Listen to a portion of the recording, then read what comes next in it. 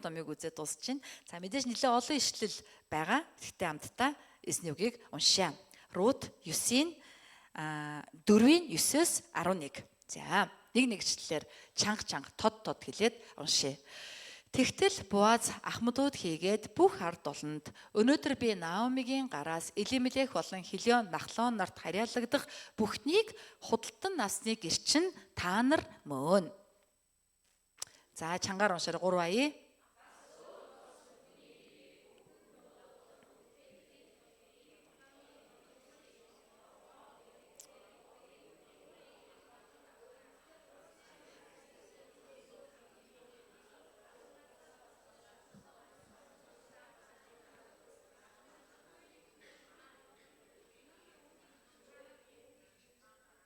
За зэрэг уншиж шүү заяа. За би 11-ийг уншлаа. 12-ыг зэрэг уншаараа. Үүдэн хаалганаа байсан бүх ард олон болон тэнд суудал эзэлсэн ахмадууд бид гэрч мөн. Чиний гэрт орж ирж буй тэр эмэгтэйг эзэн Израилийн гэрээг босгогч Рахел, Лея хоёрын адил болгох болтугай. Чи Ефратад эд баялаг олж Бэтлехемд алдарших болтугай. 3 ая. Мөн эзний энэ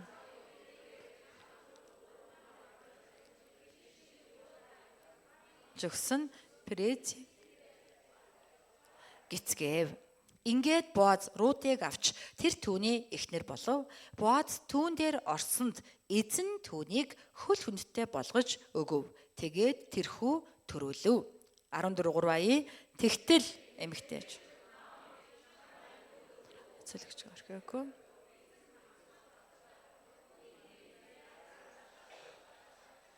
За 15-ыг уншия.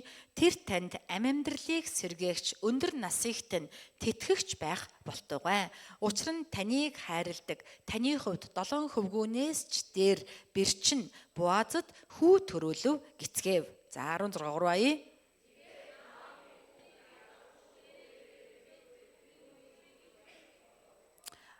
Арамдлаа хөрш эмэгтэйчүүд нь Наомид хүү төрөвгээд түүнд Обед гэдэг нэр өгөв. Тэр бол Давидын эцэг болох Есийн эцэг юм а. 18 3 ая. За би уншия. Хезронд хүү төрсөн нь Рам, Рамд хүү төрсөн нь Аминадаб.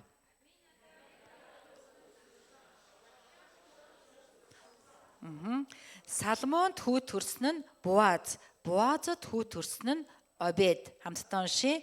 Обедад хүү төрсөн нь Еси бөгөөд Есид Давид төржээ. Амен. За ингээд Рут ном дуслаа. За өнөөдөр Бурхны нэгүсэл гэсэн сэдвээр эзний үгийг харна. Нэгүсэл гэж яг юу юм бэ? Та нар нэгүслийг юу гэж тодорхойлох вэ? Хүн болгон нэгүсэл гэвэл ямар нэг юм хэлнэ. Гэтэ нэгүсэл бол хүртэх ирэхгүй нэгэнд өгсөн үнэгүй бэлэг. Дагаад хэлээ 3 ая.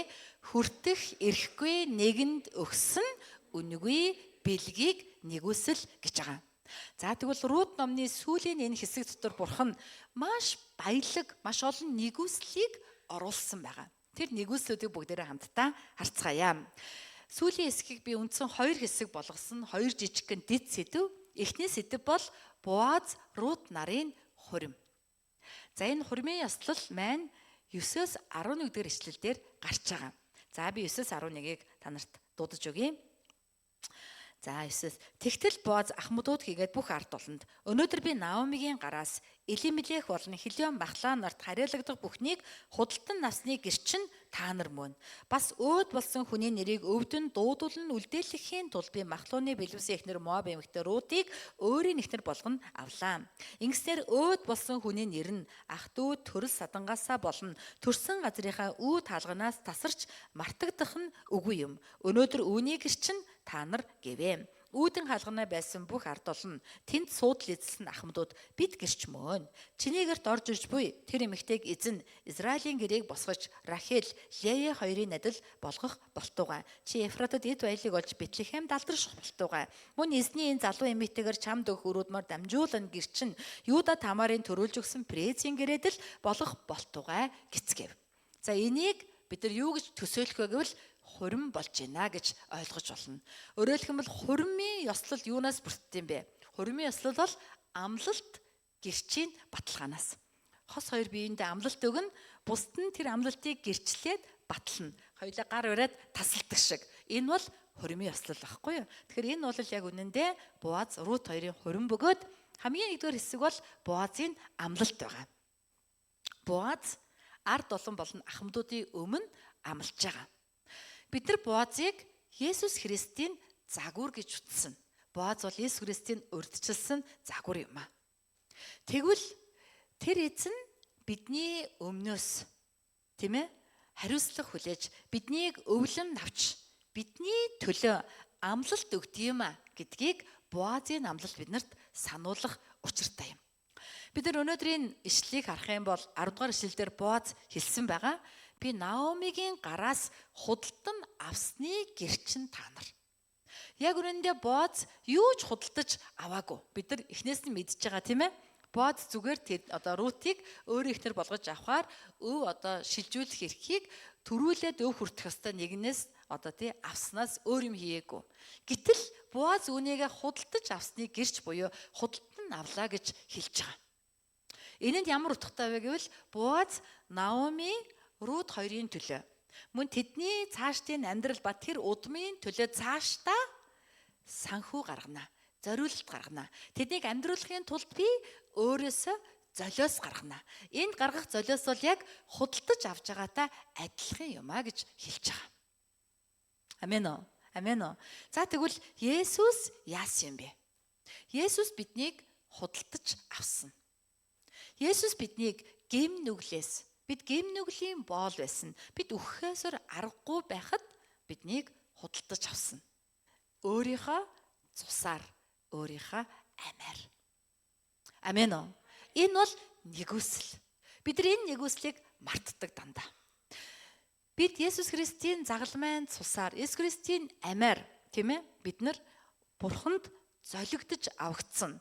Бурхан биднийг худалдаад авчихсан. Бид Бурханы өмч Есүс Христийнх болчихсон мөртлөө энэ үнгүй бэлгийг авах хэрэггүй мөртлөө автсан хэрнээ бид нар энийг мартдаг. Амьдралын асуудал, өдөр тутмын асуудал, зовлон бэрхшээлээс болоод мартаад тэгээд яадгүй. Ямар ч золигдоогүй, ямар ч авагдаагүй, ямар ч нэгүсэлгүй юм шиг амьдрдаг нь бидний гэм нүгэл юм аа. Бид Есүс Христийн загалмайн цусаар Бурхан золигдож авагдсных, Бурхан намайг худалдаад өөртөө авсны төлөө өдөр болгон инээсэн ч, өдөр болгон баярлсан ч багдана. Цаг хорон мөч болгон талархсан ч багдана. Гэтэл бид нар талархалтай харамж амьдрдаг. Бид нар үргэлж амьдралын асуудлыг харахтаа гундаг, зовдөг, санаа зовдөг. Тэрийгээ тэгээ хэвийн тэгэх ёстой юм шиг боддог нь бидний гэм нүгэл юм аа. Өнөөдөр та энэ нэгүслийг санаасаа гэж хүсэж байна. Та Бурханд золигдсон юм аа. Есүс таны өмнөөс, таны төлөө амлалт өгсөн. Би чамайг цусаараа худалдаж өөртөө авсан юм аа. Чи минийх. Би чамайг удирдна. Би чамайг хамгаална. Би чамайг хизээч орхихгүй. Би үеийн төгсгөл хүртэл чамтай цуг байна гэд бүхэл бүтэн Бурхан амлалт өгчээд байгаа. Тийм ээ? Тэгээд энийг ариун сүнс Бурхан эцэг ус ба цусаар гэрчилж байгаа. Гэтэл бид нар энд итгэдэггүй. Итгэлээ хоошин тавьж энэ нэгүслийг мартдаг. Энэ нь бидний зүрх сэтгэл ямар хатуу байгааг харуулж байгаамаа. Тэм учраас хайртай хамтын туяачууд минь ээ. Баяр хөөртэй байя. Амен уу. Та бол асар үнэтэй хүн шүү. Та Бурханы амьтаа дүүх үнэтэй хүн. Амен уу. Энэ дэлхийн ертөнц тийм ээ таныг яаж ч чадахгүй. Яаж ч зовоосон, яаж ч асуудал тулгарсан эцсийн та ялна.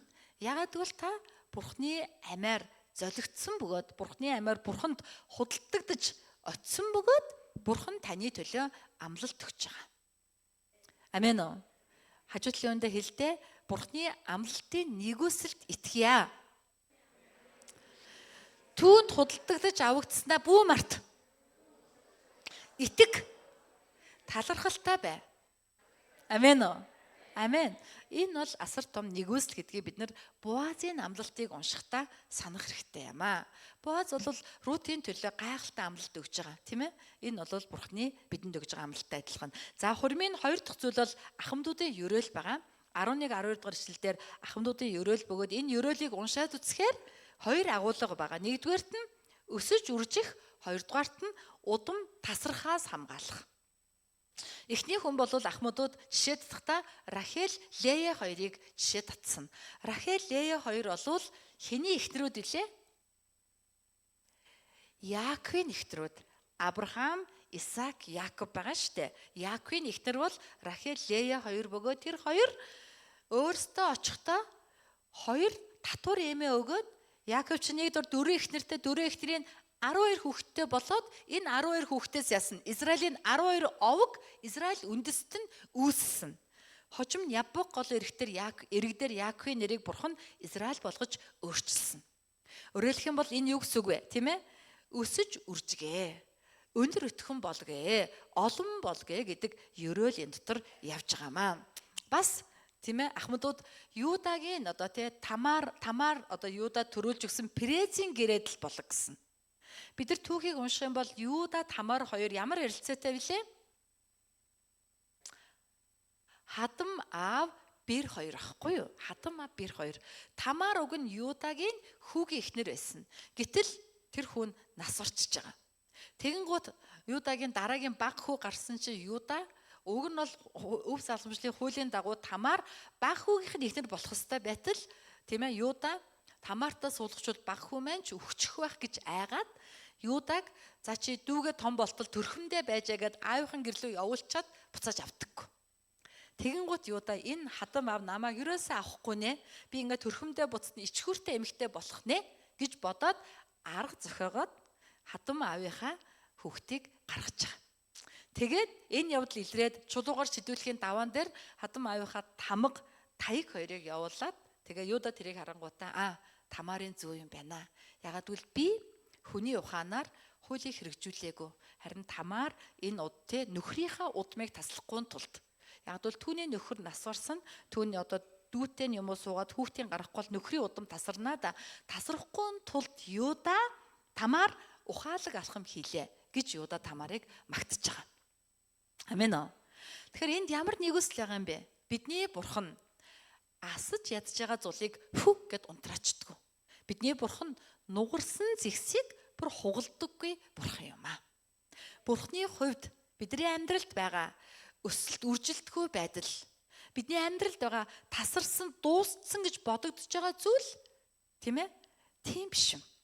Хэрвээ бид өөрсдөө шийдвэр гаргавал Бурхан бидэнд нэгүсэл өгдөг. Тэр нэгүслэр бидний амьдралд өсөлт үржилт ирнэ. Бидний амьдралын дууссан, тасарсан мэт зүйл дахин сэргэж булхийн ундраг онгоодог байгаа. Амен оо. Ахмадуудын ёроол бидэрт яг энэ нэгүслийг сануулж байгаамаа. Амен. Бурхан өгч байгаа нэгнийг өөхөг гэд орхидог нэг юм бишээ. Бурхан тасарч байгаа удмыг тасраг гэд хайдаг нэг юм бишээ. Хэрвээ тэд өөрөө хүсвэл тэр эзэн Бурхан хичнээн бол хичнээнээр дахин сэргээж өсгөж үржүүлж өгөх боломжтой бүрэн чадaltaа нэгүсэл дүүрэн Бурхан юм аа. Өнөөдөр таны амьдралд ямар асуудал байна? Бурхан тэр асуудлыг чинь би мэдэхгүй гэд орхичдгоо. Хэрвээ та өөрөө хүсээд түүгээр шийдвэрлэхийг хүссэн залбирвал тэр эзэн заавал шийдэж өгнө. Гарцаагүй гаргалгаа гаргаж өгнө. Энэ нь түүний нэгүсэл. Энэ нь түүний нэгүсэл. Амен уу. Тийм учраас бид нар тийм ээ богинохон мартамхаа ой санамжтай байхаа болио. Түүний нэгүсэлд итгэж тийм ээ үржил өсөлтгүй амьгүй эсвэл тасраа дуусж байгаа юм шиг санагдсан ч эзэнд итгэн найдах болгонд тэр савндах тийм ээ тус дуусаагүй шиг амьдралд чинь нэгүсэл дуусахгүй байх болно. Чамайг залбирах болгонд эзэн нэгүсэл өгөх болно. Тэр бол нэгүслийн эзэн юм аа. Амен уу. Тийм учраас Бурхан өөрийнхөө хүсэл, өөрийнхөө тааллын дагуу үхэл дотор яахаа мэдэхгүй байгаа хүн төрлөختөнд Есүс Христээр авралын замыг гаргаж өгсөн. Есүс л ганцаараа зам, ам, үнэн бөгөөд зөвхөн түүгээр дамжин бид нар авралт хүрнэ гэдэг агуу нэгүсэл байгаа нь ахмадуудын ёроол дотор шингэцэн явж байгаамаа. Исая номны 42-ийн 1-ээс 7-ыг харъя. Исая 42-ийн 1-ээс 7 дээр ингэж хэлсэн байгаа.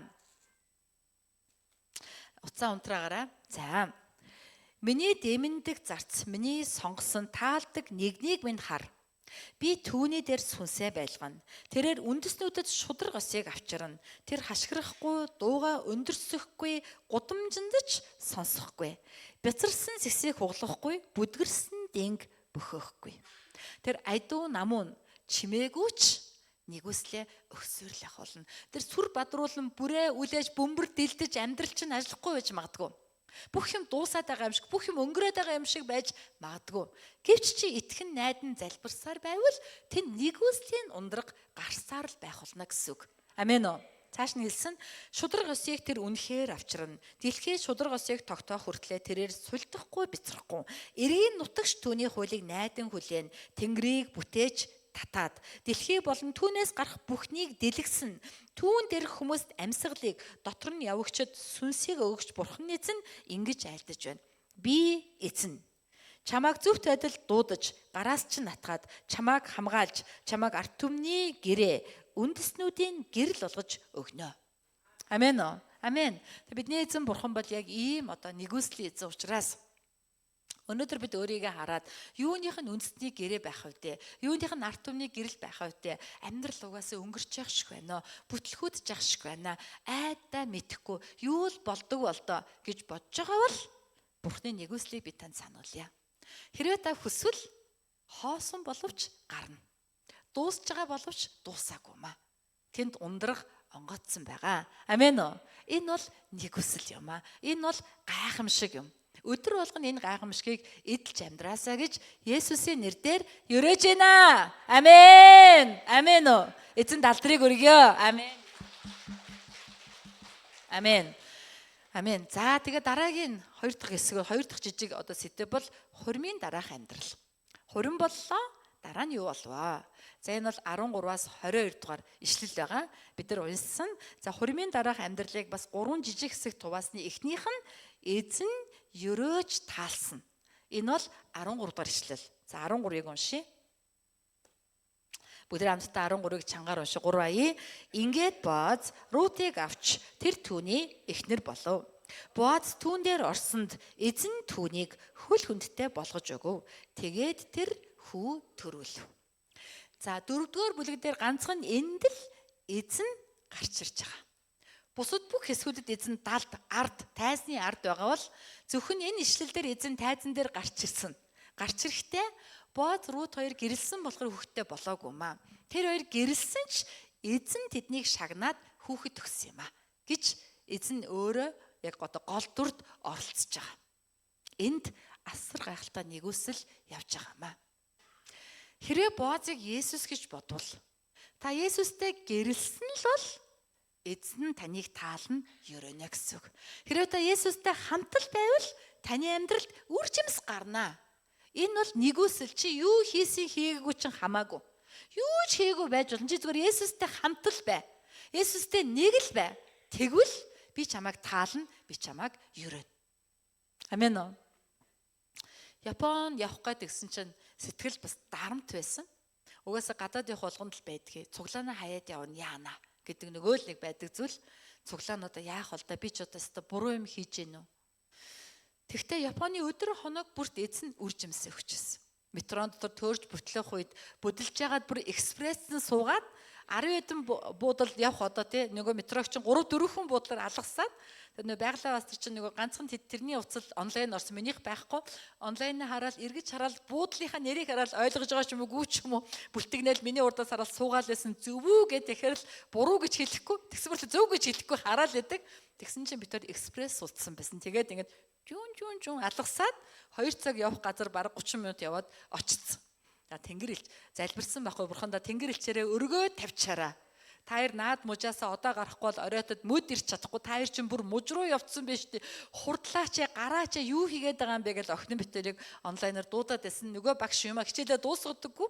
Сүүлийн 2 өдөр бурхан бүр хичээл суулгасан. Ямар хичээл суу төлөвлөгөө байгаагүй. Яаж игээл хичээл суулгацсан намайг аваачаад. Тэгээд битэр чинь за гарыг гэж гарсан. Тэгэл 5 цагт гараад баг 9 гэж ирэндэ гэсэн чинь 7 гэж очсон. Тэгээд вау, бурхан үнэхээр тэнгэр элчээрээ чийдэлийг аваад иржээ гэж хоёулаа баярлаад явжлаа. Тэгээд бурхан болвол үнэхээр тийм ээ бид Христийн дотор залбиралтай, эзэн тайртай, эзэнтэй цуг амьдрал үр жимс гардаг. Үр жимс бол зайлшгүй. Амен. Тийм ээ? Амен. Ягд бол Иохан номны 15-ийн 5-аас 8-ыг бүгдээ уншия. Иохан 15-ийн 5-аас 8. Энийг маш том тодорхой бидэнд хэлж өгсөнийг бид нар мэдж байгаа гэж итгэж байна. Амен уу? За, би бол ус үзмийн мод, та нар мөчрүүд. Хэн миний дотор байж, би мөн түүний дотор байна, тэр их жимс гаргана. Учир нь надаас ангид та нар юу ч хийж чадахгүй. Хэн нэг нь миний дотор эс байваас мөчр мэд хаягдаж хухаарна. Тэгээд мөчрийг түүж галд шатаана.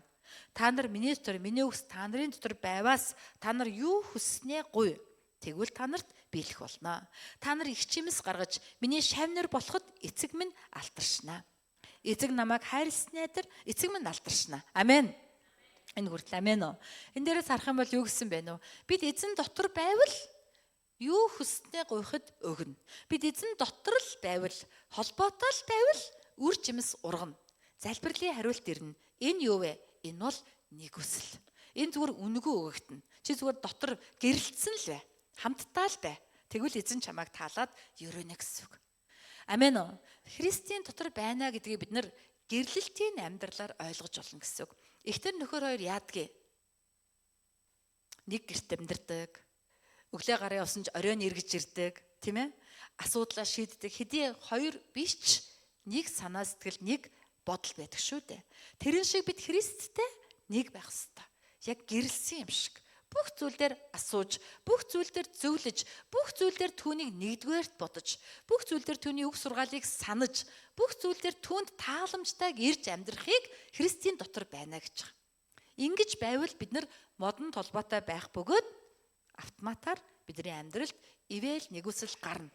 Алхам тутамд жижигхэн зүйл дээрч, том зүйл дээрч Бурхны ерөөл бууж ирнэ. Амен уу. Амен уу. Саяны 2-7 хоногийн аялын эхний 7 хоногийнх нь аялал болохоор 100% одоо надаас ямар ч одоо зардал гараагүй. Тэр бүх аялал, тэр бүх өдрүүдийг хэн нэгэн хүн, хэн нэгэн тэнгэрлэгч даасан баг. Тэгээд Японд зовш буудалд өрөөнд ганцаараа байлаа, хамгийн гол ундч чадаагүй л асуудалтай. Нөгөө чи юм дугаараа салахгүй, ерөөс юм их дуурдаг. Японд ерөөс байнга юм дуурдаг газар юм байна. Юм дугаараа юу ч дуурайд байгаа юм.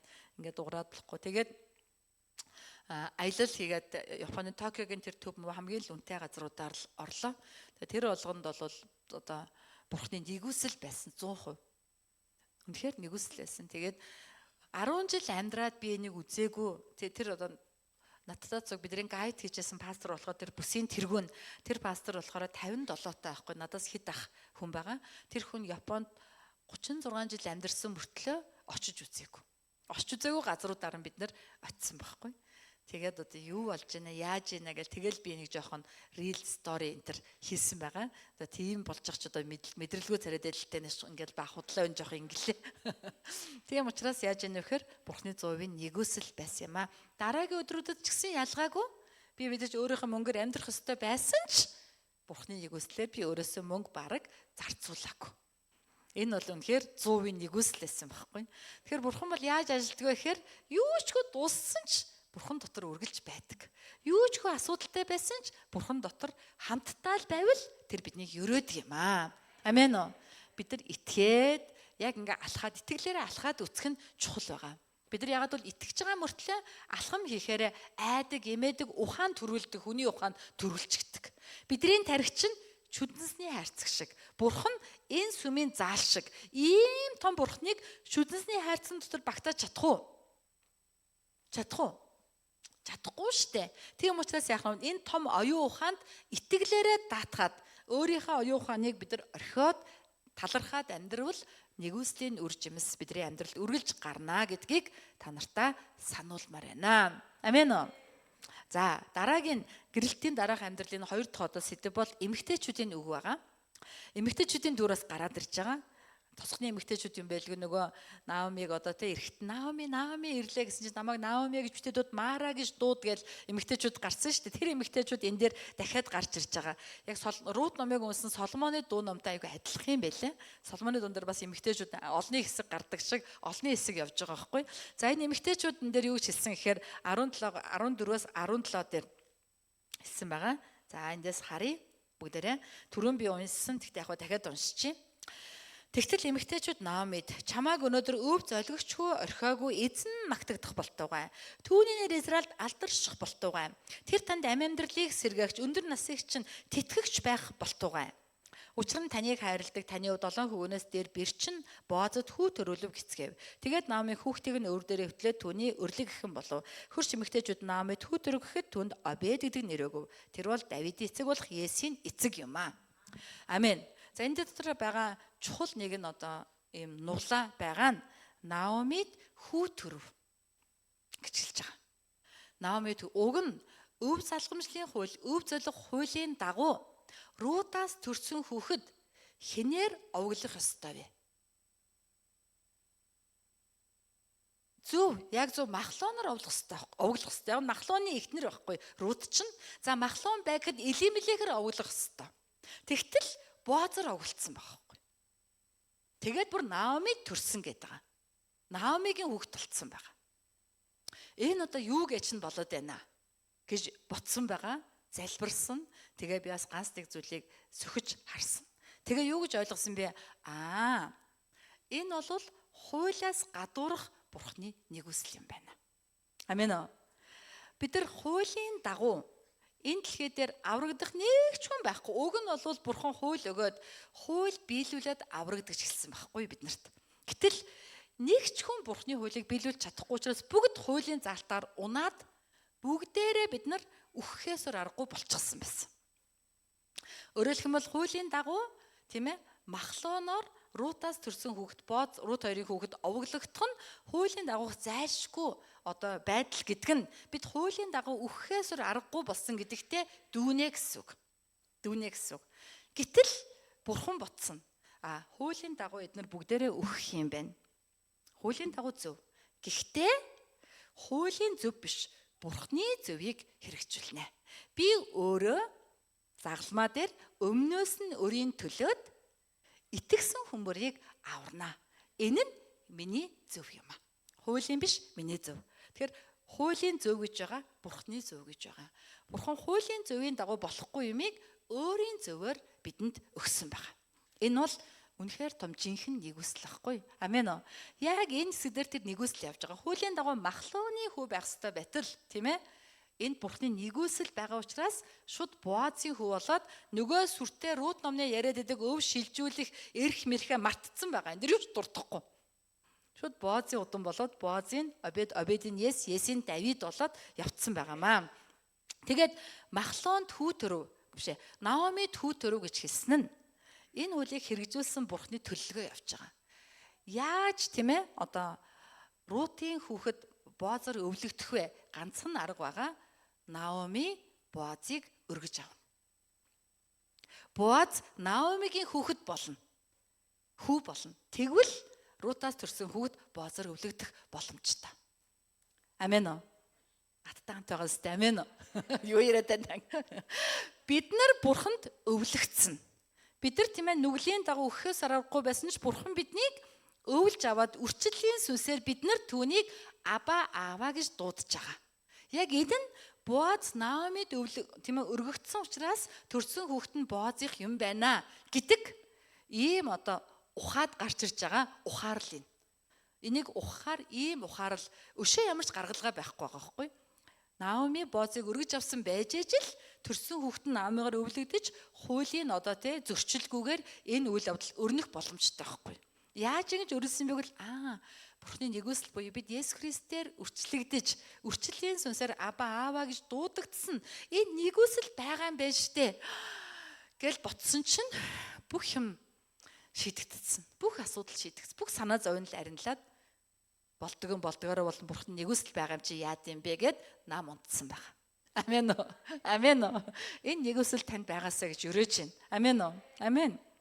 Бидний бурхан бол агуу нэгүслийн эзэн юм аа. Тэр биднийг нүгэлтэн байхад хайрлсан. Хуулийн дагуу бид үхэхээс аргагүй байсан ч тэр биднийг төрүүлэн хайрлаж хайраа бидэнд харуулсан юм аа. Тэгээд биднийг үрчилж авсан бөгөөд тэр үрчиллийн сүнс болох ариун сүнсээр бид түүнийг Аба, Аава гэж дууддаг гэдэгт итгэж байна.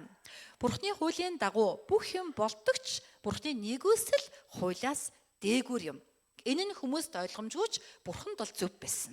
Нэгүслэр аврах нь бурхан зөв байсан. Хүмүүст ойлгомжгүй байсан. Ийм л зөв нь биднийг аварсан бөгөөд энэ авралын сайн мэдээ Рут ном тэр тусмаа Наоми тандаж хэлсэн эмэгтэйчүүдийн үгэнд байгаа. Тийм учраас эмэгтэйчүүд эзэнд алдрыг өргөж байгаа байхгүй? Эзнийг магтаж байгаа. Энэ нэгүсэл байгаа учраас эзнийг магтаж байгаа. Амен уу. Бид ч гэсэн бурхны нэгүслэр аврагдаж байгаа хүмүүсийг харахтаа бурханд алдрыг өргөдөггүй гэж юу? Амен уу. Бид ч гэсэн өөрсдийн авралын төлөө бурхтыг магтдаггүй гэж юу? Амен үстэй. Амен. Тийм учраас бид нар эзнийх болсон гэдгээ мартахгүй байгаасаа гэж хүсэж байна. За Ром номны 3-ын 9-с 24-ийг уншвал илүү тодорхой болох байхаа. За миний хэлсэн бүгдийг мартаад зөв Ром номыг уншчихтал болно гэсэн үг. За та нар яагаад гэвэл над руу ингээ зарим гайхаад ойлгоогүй ах шиг байна. Ариун сүнс ойлгуулах байхаа гэж найдаж байна. За Ром номны 3-ын 9-с 24-дэр ингэж хэлсэн байгаа. Би эндээс уншаад өгье. Тэгвэл яах юм бэ? Бид тэднээс давуу юм уу? Өөрөөр хэлэх юм бол Ром номыг Паул бичсэн шүү дээ. Паул бичээд юудэчүүдтэй харьцуулж байгаа байхгүй юу? Тийм ээ? Бид тэднээс давуу юм уу? Юудэчүүд одоо Паулаас асууж байгаа гэсэн үг. Бид одоо грекчүүдээс давуу юм уу? Бид одоо бурхан бидрийг байсан биз дээ гэж асууж байгаа. Тэгтэл Паул огт үгүй. Юудэчүүд тэгээд грекчүүд бүгд нүгэлтээр байдаг гэж бид урд нь ялт тулгасан.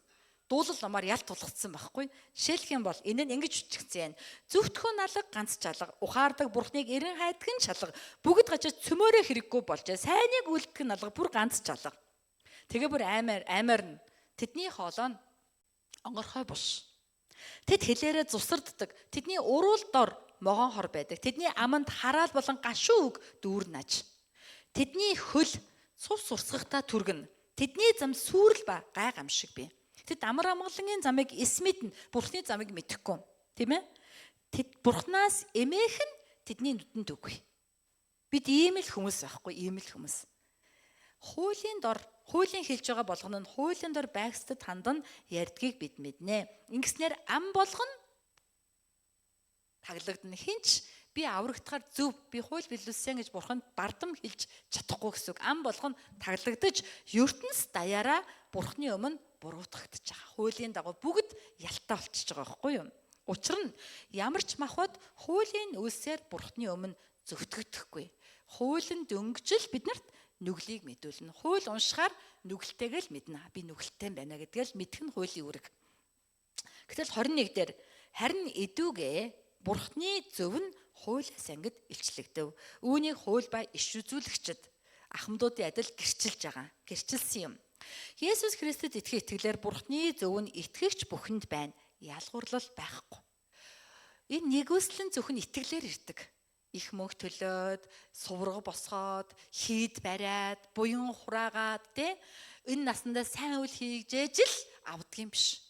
Хөгшин залуу эрэгтэй эмэгтэй өвчтөй эрүүл ялгаагүй итгэхэл юм бол ялгаагүй итгэсэн болгонд бурхны зөв ирнэ.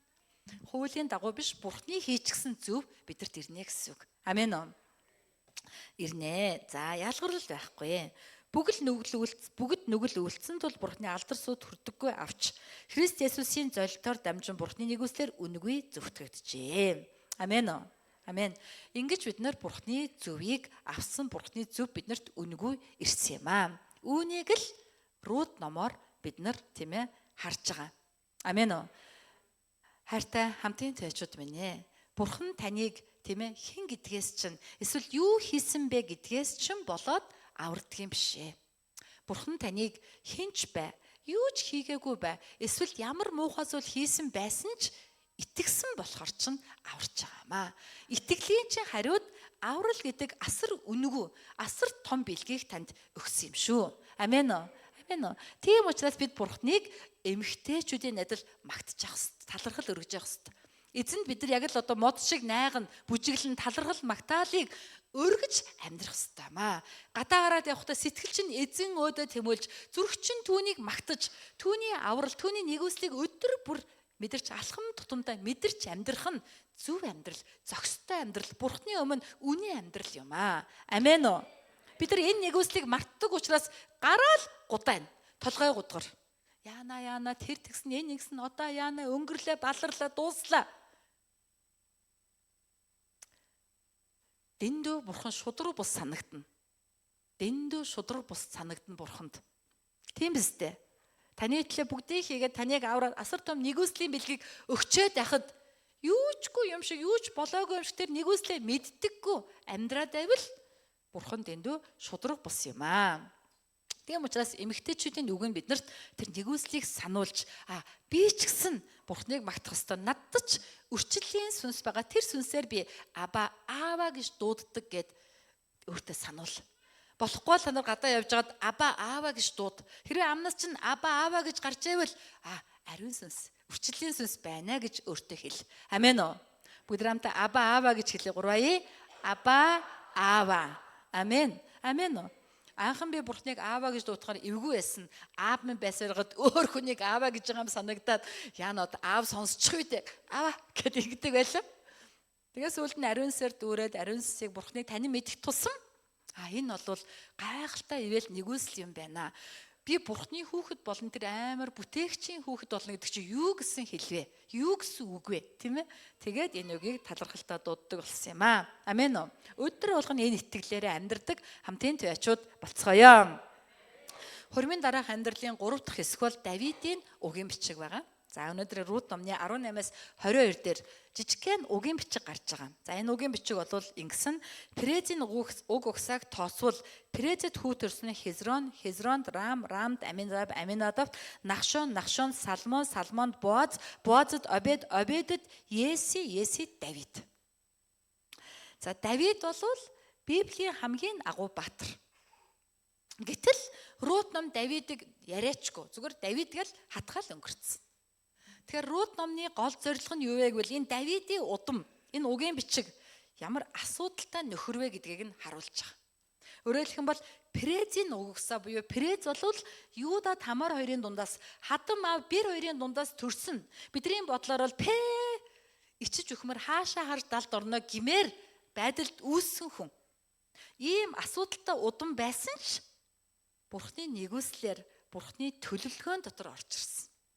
Тийм учраас энэ удам агуу гахалтай аврагчийн удам болно өөрчлөгдсөн байгаа. Амен уу? Амен уу?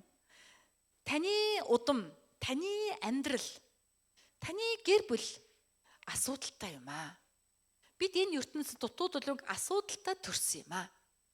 Гэхдээ бид Бурхны төлөвлөгөөн дотор, Бурхны алсын хараан дотор байгаа нь Бурхны нэгүсэл юм аа. Бурхан таныг үйлчлэл дуудаж байгаа нь нэгүсэл юм. Тодорхой хэлбэл. Амен уу? Бурхан танд алсын хараа өгж байгаа нь үнгүй бэлэг нэгүсэл. Бидний Бурхны үйлчлэл алсын харааг дарамт гэж боддог. Харин үйлчлэхгүй болох уу? Би боллоо. Би үйлчлэмээргүй байна. Би ч гэсэн Бурхан тэгдэг. Бурхан минь бист арай л их ажил хийж байна. Би болом зарим болж болохгүй юу? Яаж иж яагаад эвтэйгээд мултарчихын сан гэж боддог. Тэгээ заримдаа нэг биш удаа өөртөө хэлсэн. Чи мөнч тэнэг байна да. Мөнч бардан байна да. Тэр Тэнгэрийн Бурхан чи хэмээ юу вэ?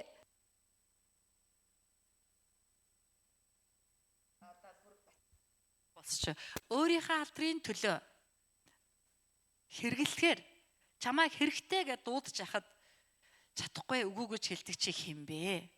Тэр чинь ямар том нэгүсэл болохыг мартаа юу? Гэж өөртөө нэг удаа хэлчихсэн. Амен уу. Бидний амьдрал авъя үзээч гэсэн авах үзэх юмгүй. 78 жил өнгөрөөд утаа болоод замгарах амьдрал юу ч биш, тийм ээ? Асуудалтай Давидын удам шиг удам байхад Бурхан паг аваад өөрийнхөө төлөвлөгөөнд оруулсан. Алсын хараа, зориг, хүсэл бидэрт бий болсон байгаа. Энэ төлөвлөгөөн дотор байвал энэ нэгүсэл энэ бол бэлэг юм аа. Чамд амьдралыг чинь дахиад бэлгэлж байгаа гэсэн үг. Чиний амьдрал үр дүнтэй, үхэхтэй, санаа амар, хоосон биш үхэх ийм амьдрал болно хувирч байгаа маа. Амен уу? Тийм учраас бид нар сүмд явж байгаа, христчэн болж байгаа, үйлчлэлд орж ирж байгаа энэ бүгдийгээ Бурхны бэлэг гэж тооцох хэрэгтэй. Энэ угийн бичгийг уншаад үзвэл тэгж тийм нэгүсэл цаана нь явж байгаа байхгүй. Перези удам байхгүй. Перези асуудалтай ичхүүртэй удам.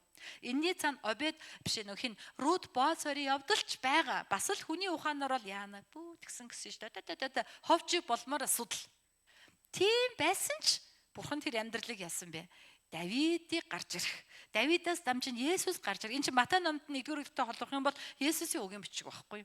Болгож өөрчилсөн нь Бурханы төлөвлөгөөний дотор байгаа учраас тэр нэгүслийг авч тийм ээ шилмэл одоо угсаа. Хаанд тахилч сонгогдсон үндэстэн ариун үндэстэн сонгогдсон арт түмэн Бурханы эзэмшлийн хүн болно өөрчлөгдсөн гэсэн үг юм аа. Амен уу? Амен уу? Тийм учраас 2026 онд илүү идэвхтэй үйлчлэе. Бидний алсаараа юу вэ? Амийн гол болон урсах. Өрн дорнолоо өвөл зунгүй. Өвөл зунгүй гэдэг дээр тийм ээ амьдралын асуудал бэрхшээлж орно.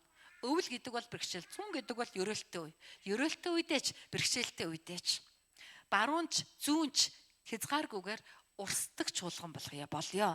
Энэ бол бидний хараа, энэ бол бидний мөрөөдөл, энэ бол Бурхны бидэнд өгч байгаа зориг төлөвлөгөө гэж итгэж байгаа. Амен. Бид энийг хийх гэхээр ширгээх гэж үзэж байгаа маш олон асуудал ирж байгаа. Та нар чадахгүй, та нар тэгж урсах уу? Хараач ширгэх гэж штэ. Бараг ширгэж байгаа юм биш үү?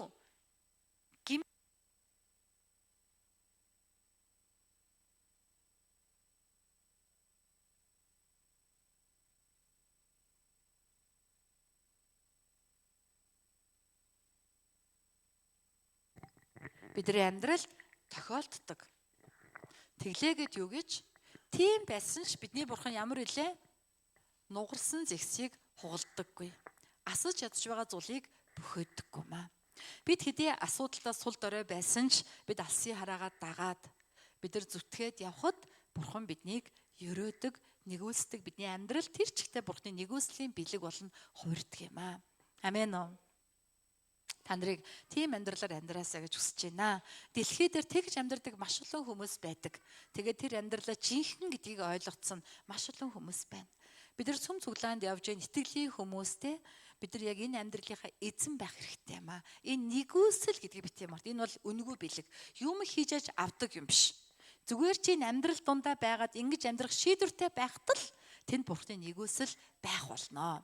Чиний санаагүй, мэдээгүй, ойлгоогүй газраас тийм ээ Бурхан ажиллаа хийж чиний амьдралыг үн цэнтэй, үнэхээр шилмэл сум шиг гайхалтай шилмэл нэгэн байжээ, гоцхойд нэгэн байжээ гэж хэлэхдээ амьдралаар чамайг Бурхан амьдруулах болно. Амен уу? Хажуудлын үндэ хэлдэ түүний төлөвлөгөөг дагъя. Зоригтой байя. Зориулалтай байя. Алсын хараада дуулууртай байя. Амен. Амен. За, тэгээд хамтдаа хэрэгжүүлэлтийг харъя. Хэрэгжүүлэлт нь юу вэ? Эзэнд илүү ойрт. Эзэн лөө ойртох тусам нэгүслийг бид нар мэдэрдэг байхгүй. Бид нар яагаад нэгүслээс холдсон юм? Бид нар эзнээс холдсон л гэсэн үг. Эзэнд ойртон гэдэг нь юу вэ? Ямар нэг юм хийхээсээ илүү чимээг өхөн түүний дотор үгийн өмнө сууя. Угаа уншаад, залбираад, хоёулахнаа цаг гаргах, эзэнтэй цаг гаргах цагийг их болгоё. За мөн түүнчлэн тэгээд суухаар аяндаа эзний хүсэл дуу болоо ойлгогдно. Түүнд дуулууртай бай. Эзний хүсэл дуу болоо дуулууртай бай. Бас Бурхны төлөвлөгөөний нэгэн хэсэг болсондоо баяртай. Дагаа хэлий баяртай. Баяр хөөртэй, талархалтай. Тэгээд хүсэл тэмүүлэл ба хариуцлагатай амьдралаар жинхэнэ дагалдагчийн амьдралаар амьдрье. 2026 онд ч гэсэн чимээгүй цагаа хий, сайн мэдээгээ тараа. Түүний бий болсон хамтын туяа цуглаанаа босгон байгуулъя. Тэгээд Монгол төдийгүй бүх дэлхийд мөн Японд ч Бурхны сайн мэдээ хаанчлалыг тэлцгээе. Амен. Бүгд хамтдаа залбирая. Хэрэгжүүлэлтийн төлөө, эзэнтэй ойрхон байхын төлөө нэгүслийг тийм ээ илүү санаж, мэдэрч, анзаарч харж амьдрах итгэл тэр зүрх сэтгэлийн орон зайг надад зөвшөөрөөч. Бүгд хамтдаа эзний өмнө чанга дугаар залбирцгаая.